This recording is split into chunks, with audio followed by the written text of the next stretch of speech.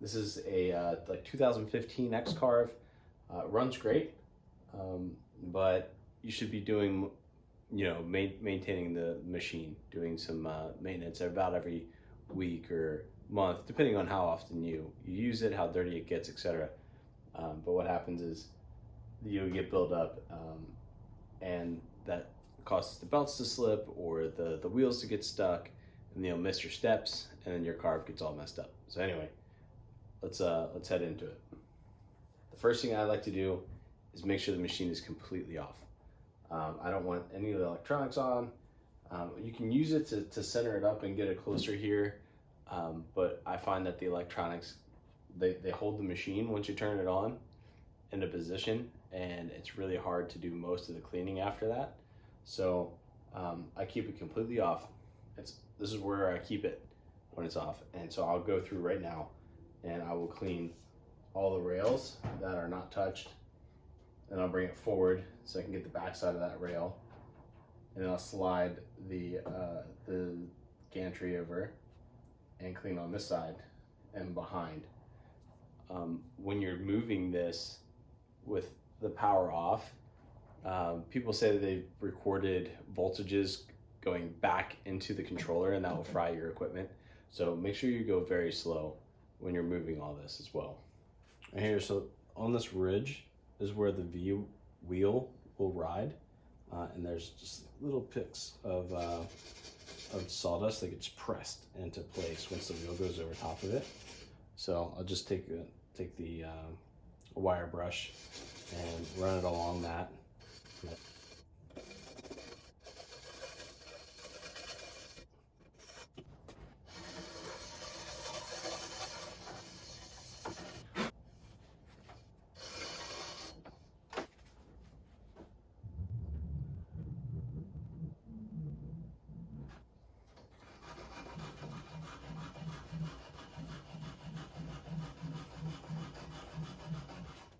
So as I'm moving this, now that it's in reach, I'm using the wire brush to get inside the V-wheel itself. There's one here, there's one on the back side, there's also one underneath. The ones underneath on this model doesn't get too dirty because of the way that it sits. The sawdust doesn't land on top of the rail like it does here and up here, but I'll hit that as well. And so as I bring this forward, I'll hit both of these front wheels. Once I can reach around the back, I'll hit those real quick, and then do another full length on the aluminum, the X, that's Y. Anyway, doesn't matter. Everything fore and aft.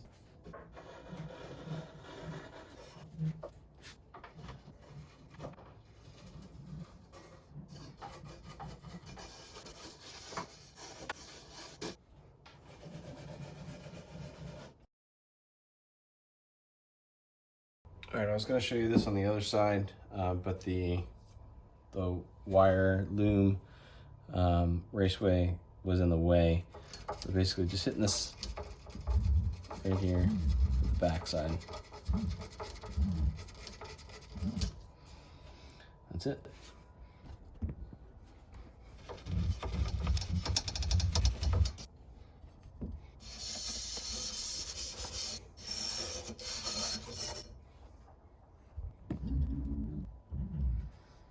Here's a good view, all the little specks. This is just come right off. Again, it's just sawdust that gets compressed on top.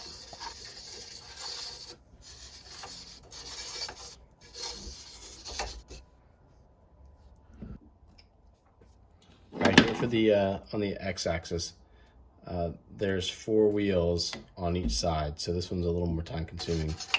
So once you get as much of the rail done as you can, this will involve going back and forth a few times.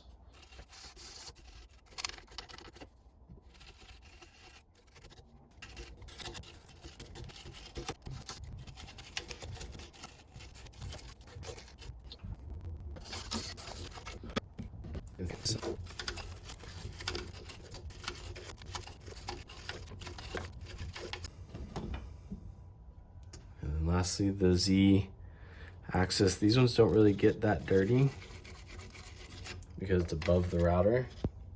It doesn't mean that this doesn't need to be cleaned.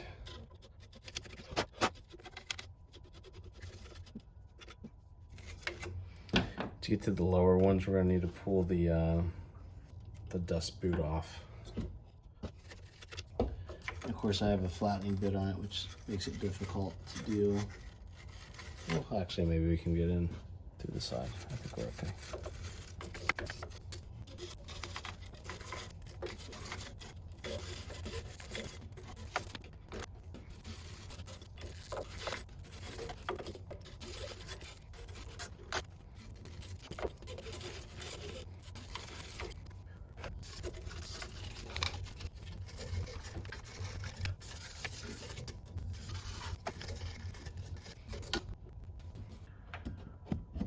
All right, so another thing to look at is as you're moving this on the gantry, you want all the wheels to be spinning, all four of them. They should all maintain contact and they shouldn't bind. So you could actually probably push on each one and make sure that it doesn't free spin. If it free spins, then it's not actually touching. And then that probably means that one of these is binding. So if you have one that's free spinning, over to this side, move it out here so you can see it. All right, so this bottom one over here, it's just free spinning. So I need to tighten that up. This nut on the inside has a lobe on it. It's called an eccentric nut. Feels better. You don't want it to bind. There you go. I can kind of move, but I gotta put a lot of pressure on it. So just messing with that screw is enough. So this is a lock nut that keeps the screw from loosening it all, but this nut's the big deal. So I just need to do the same thing to the back. This back side over here.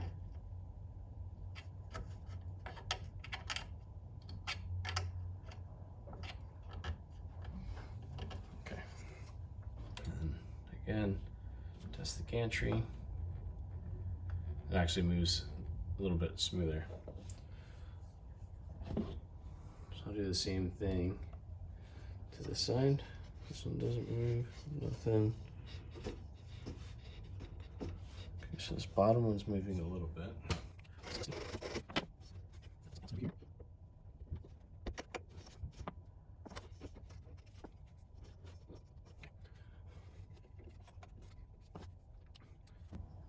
All right, now that that's done, zoom out real quick, push the gantry over. All right, so this is the middle of the x-axis, right? So I want to make sure that this belt is nice and tight. Kind of has a twang to it, and it puts a lot of resistance to pull it up. So I do that when the gantry's all the way over to one side. And now I'll do the same thing to the y-axis. Axes. Again, if you're moving the gantry by hand, you want to go slow.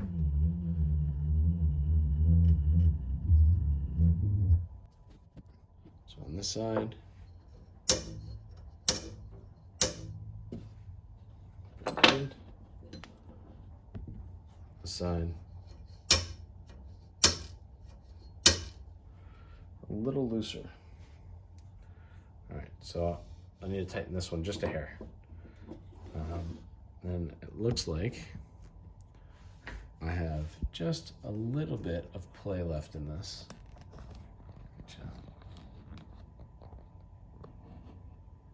Just the smallest amount. Once I tighten this all the way down and it doesn't make it any tighter, I need to back it off, get a new bite on that and pull it forward again. But I think that just bring it just a little bit more will be enough.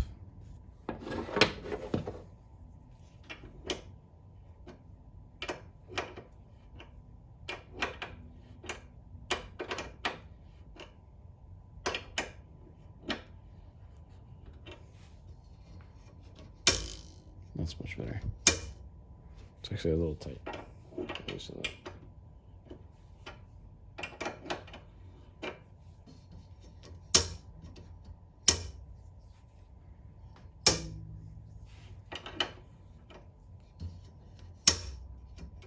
Okay. So a little bit of adjustment on these machines go a long way for sure.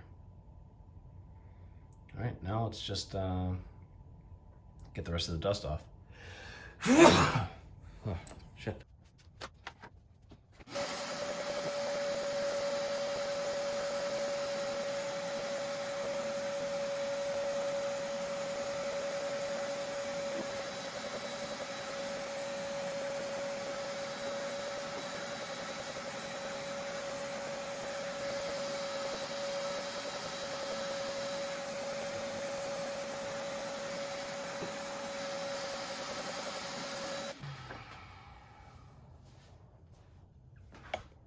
All right, the last thing to do, let's get you down here, on where each motor connects.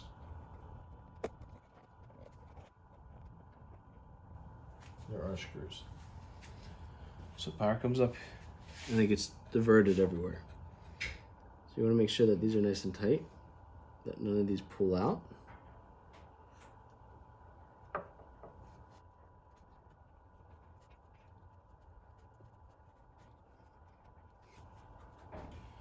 All right, there's one on the other side, the far side.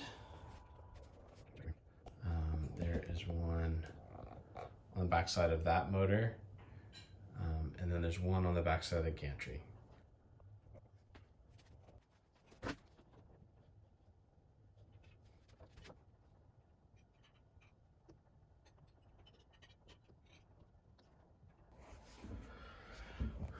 So none of this really looks terrible except for this one here. I don't like how much of that wire is sticking out. If you look at these, they're all nice and tucked in. Same with everything up top. I guess that green is out a little bit, but it's not terrible. Maybe I'll push that in as well. But the rest of these are in pretty good.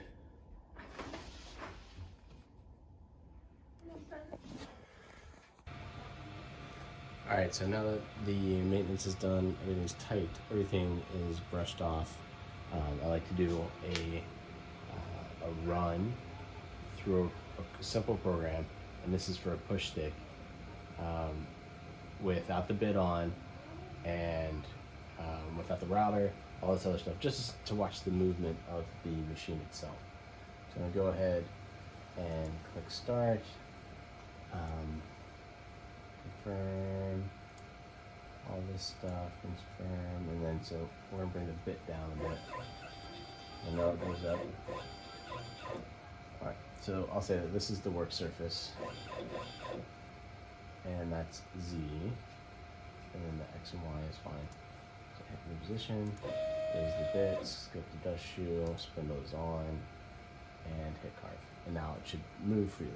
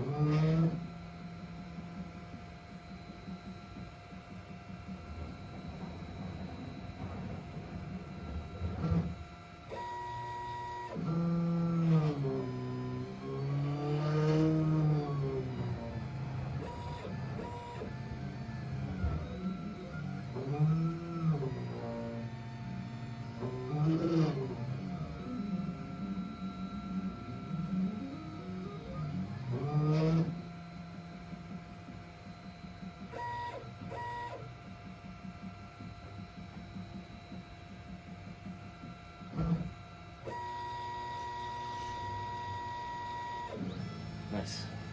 That worked out great.